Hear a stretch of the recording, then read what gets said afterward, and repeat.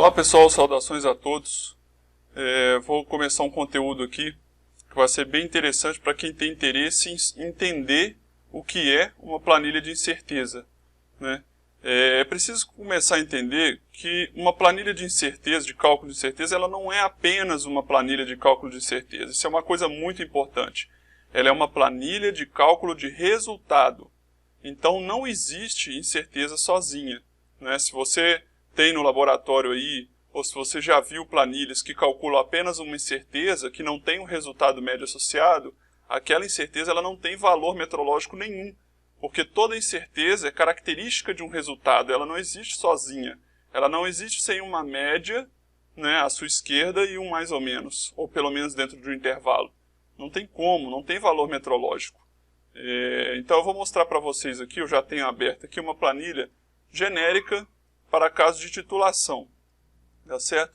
Então o que eu tenho na titulação? Em química, a titulação, seja ácido base, seja redox, o que for, seja ela feita manualmente, eu vou ter basicamente a concentração de um padrão, o volume obtido naquela titulação, ou observado na bureta, ou medido pela bureta, e um volume pipetado para preparar a solução, a amostra, né? Ou uma massa.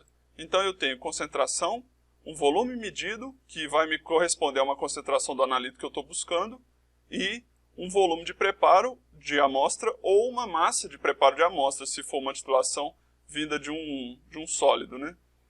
E acrescido disso, eu posso ter ali um fator de conversão, que ali pode ser uma constante, ou até mesmo eu posso considerar uma incerteza para ele. Mas o mais importante, olha aqui, ó, na minha tela. Vamos ver quais grandezas eu tenho numa titulação. Eu tenho concentração do padrão titulante, isso é uma variável, uma grandeza. É aquele padrão que é a minha referência para poder saber, dado um volume obtido pela bureta, qual é a concentração de analítico correspondente. O fator de conversão, que praticamente toda titulação tem, né, cada área aí tem a sua, eu posso também colocar um fator de conversão de unidades, né, um fator de estequiometria da reação, enfim, em geral ele é a junção desses fatores, que a gente eventualmente trata como constante, mas é também possível atribuir uma incerteza a ele.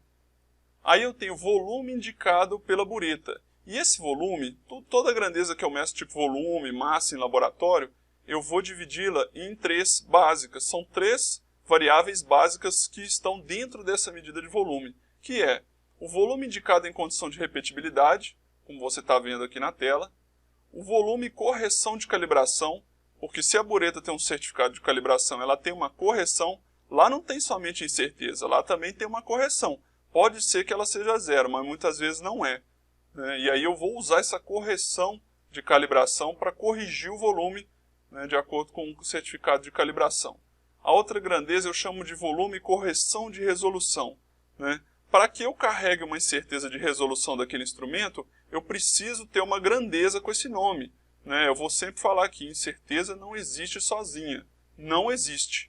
Então você precisa carregar toda a fonte de incerteza com base numa grandeza, numa variável que existe na equação do mensurando. Não existe, eu vou mostrar depois que não existe essa coisa de ficar listando fontes de incerteza e somando de qualquer jeito, né? Isso aí é pura numerologia. Isso vem, é lógico, muitas vezes é aceito porque isso vem de uma aproximação. Mas aqui eu quero ensinar vocês a fazer o cálculo algébrico de variáveis aleatórias, porque é isso que o GAN preconiza. O GAN não preconiza que você liste fontes de incerteza da sua cabeça. Isso não existe, isso é uma invenção. Ele preconiza que você estabeleça uma equação e a partir dela trabalhe a álgebra de variáveis aleatórias com base nas nossas aproximações da lei de propagação de incertezas e do cálculo do valor esperado do mensurando. Então agora eu tenho a massa, aqui poderia ser massa ou poderia ser um volume, né? Porque é em preparo de amostra. Então, por exemplo, se for massa, você vai ter a massa indicada em condição de repetibilidade, você faz 2, 3, N vezes e tira um desvio padrão a partir dela, né?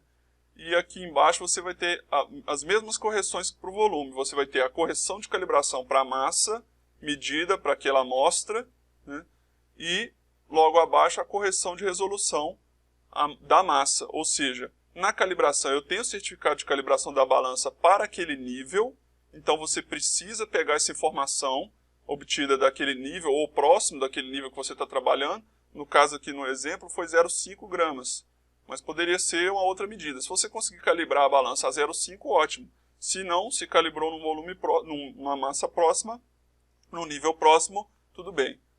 A correção de calibração, então, eu vou observar no certificado de calibração. Lá no certificado de calibração de qualquer instrumento, você vai reparar que tem erro, tendência ou correção.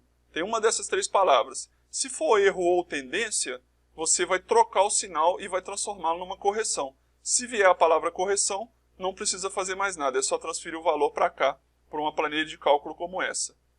E a correção de resolução, tanto para o volume quanto para a massa, eu sempre vou colocar o valor zero, porque a resolução, eu só preciso definir uma variável, né, para trazer a incerteza de resolução de um equipamento.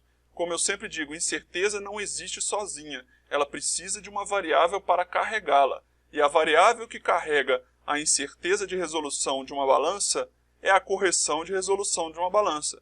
Só que o seu valor médio é sempre zero, porque a resolução ela não altera o valor, a média da massa medida. Ela simplesmente traz a dúvida. Quando uma variável não altera sistematicamente um mensurando e traz apenas a incerteza dela, o valor que ela assume é zero e o valor de incerteza dela é a incerteza de resolução, que no caso da balança aqui de 4 casas eu coloquei 1 na quarta casa decimal, 0,0001.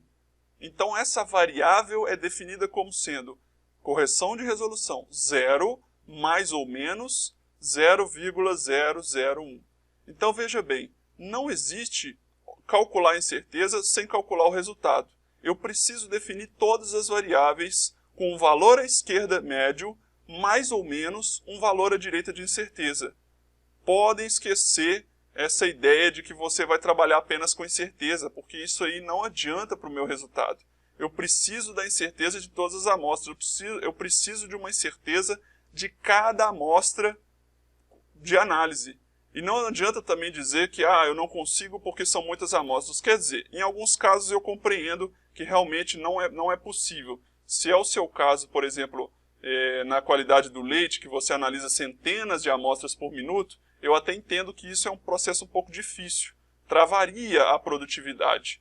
Mas a maioria, 99% dos casos, não se aplica esse argumento de que é contraproducente. Isso é uma bobagem, porque se você tem uma planilha dessa aqui como eu fiz, você faz 100 amostras por minuto aqui, ou por hora.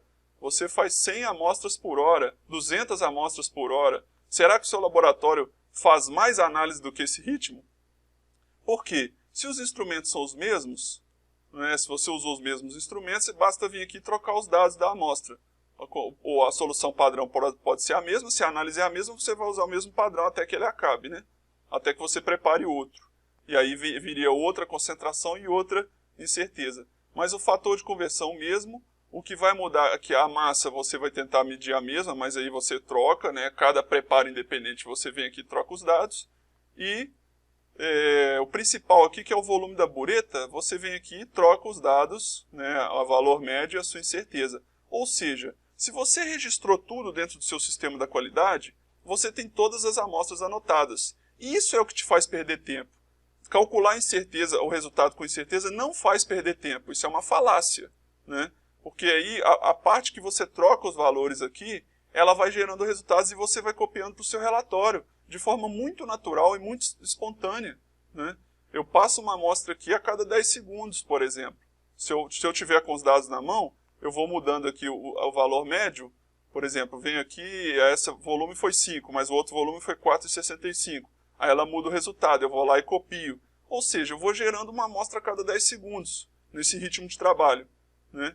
E se eu gero isso, eu vou gerar 6 amostras por minuto, né?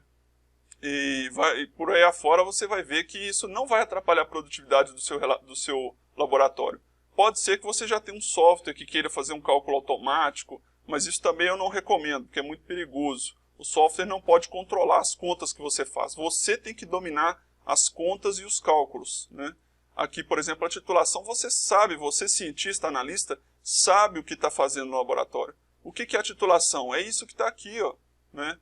Ou seja, é a concentração do padrão vezes um fator de conversão vezes aqui um outro fator de unidades, por exemplo, ou de massa molar, né, com cada titulação é de um jeito, multiplicado por essa soma aqui de D5 a D7. Essa soma é justamente o volume observado na bureta e a soma das suas correções.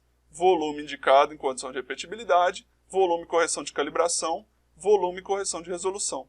Percebe? Então, isso aqui é o mais importante. Você saber o que está fazendo. Essa equação ela é necessária para validar a sua planilha de resultado. Sem essa equação do mensurando, a sua planilha não vai ter valor algum metrológico, porque é ela que determina como se acha a incerteza, que no meu caso aqui a incerteza combinada é de 0,05. Né? Eu fui expandir com um K calculado a partir da minha equação de Wells-Satterthwaite, que depois eu falo, e cheguei na incerteza de 0,13. Mas não é 0,13 sozinha, tá? É 0,13, mas porque eu tenho um valor à esquerda aqui, ó, 2,04 mais ou menos 0,13.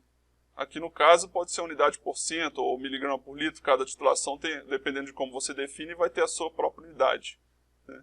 Então é isso que precisa ser feito. É o mensurando, e dele se origina a incerteza. Você não vai fazer nunca mais incerteza sem dominar o mensurando. Isso aqui, uma planilha como essa, ela tem um valor imenso para o laboratório, porque ela não vai só dar o resultado da medição com a incerteza certa daquela amostra. Ela vai dar o resultado que a sociedade espera para saber se aquele produto é conforme ou não conforme. Eu preciso da incerteza de cada amostra para saber se aquele produto que está sendo analisado, se aquela amostra que está sendo analisada é apropriada ao consumo humano, se ela é apropriada para comercialização. Né? Se o que eu estou fiscalizando, eu preciso tomar uma decisão em cima disso. E não adianta você querer tomar uma decisão em cima de uma incerteza fixa do método, que depois eu vou fazer um vídeo sobre isso, dizendo que isso aí é pura teoria, que na prática ela não tem valor algum. Né? Então, se você tiver mais dúvidas, eu tenho aqui um link abaixo na descrição, que você pode acessar o treinamento completo. Mas, qualquer coisa, entre em contato comigo por e-mail ou WhatsApp, que a gente troca uma ideia sobre essa incerteza de medição e como que ela deve ser calculada em cima de um resultado médio e jamais sozinha. Muito obrigado, até a próxima.